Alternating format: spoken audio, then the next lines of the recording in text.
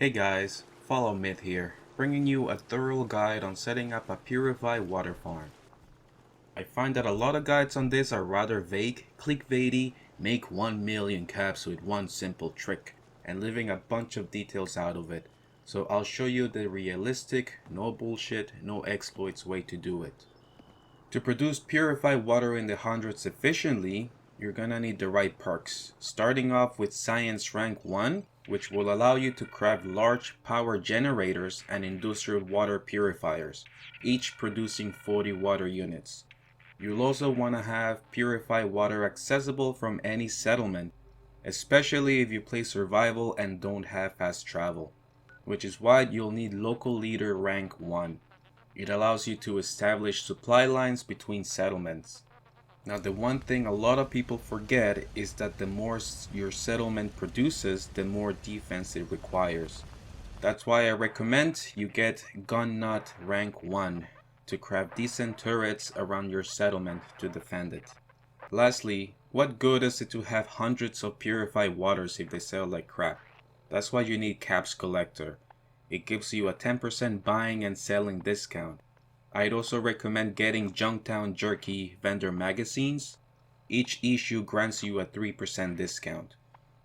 You'll also want to get a decent amount of charisma, whether that's adding points on your charisma perk, wearing charisma gear, or crafting great mentats, which gives you 10% better prices plus 5 charisma for 6 minutes. It's essential that you have a decent amount of it so you maximize your profits. If you want to build enough where you can somewhat use purified water as currency, you're gonna craft at least 10 industrial water purifiers, which will produce 400 water units every 24 in-game hours or 72 real minutes. The total amount produced will vary depending on how many settlers you have across your settlement network. If your water farm is the only source of purified water for all your settlers across the Commonwealth, then your surplus will be much less. Each settler will drink 1 water per 24 in-game hours. Something you can do is disconnect your supply lines from your water farm settlement, or set up additional water production on each settlement so your settlements won't mooch off your water farm. For all intents and purposes, we'll do the math for 10 industrial water purifiers and 5 large power generators. You will need the materials on the screen. You can do junk runs across the Commonwealth or buy shipments from Trudy, Carla, and other merchants in Diamond City, Good Neighbor, or Bunker Hill. If you have no caps to buy shipments, you'll probably want to craft cold chops in the chem station. They sell for around 30 caps with the right amount of charisma gear per cold chop. With Chemist Rank 1 though, you can craft poison cold chops which sell better than the regular ones, and they can fund your water farm project. You gotta spend caps to make caps, right? Lastly, you will need to set up defenses totaling the sum of your settlement's food and water production. The base chance of attack is 2% for any settlement. This chance goes up by 1% for every 100 water in the workbench and 1% for every 100 food as well. It does go down with more defense rating. Do the best you can to up your defenses. Settlement raids have predetermined spawn points, so put your defenses around these spots and arm your settlers well. We'll start off by putting our 10 industrial water purifiers in the water.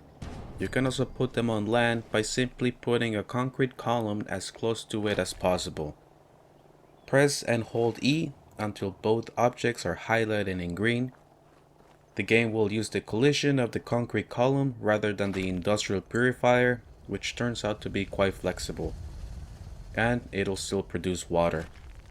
This trick works with almost literally any object and you don't need any mods.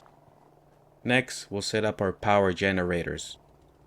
Each purifier unit requires 5 power, so we will put down 5 large power generators, producing a total of 50 power. Hook it all up and you're set. Now to set up our defenses, you can actually get by just putting your defenses around sanctuary spawn points.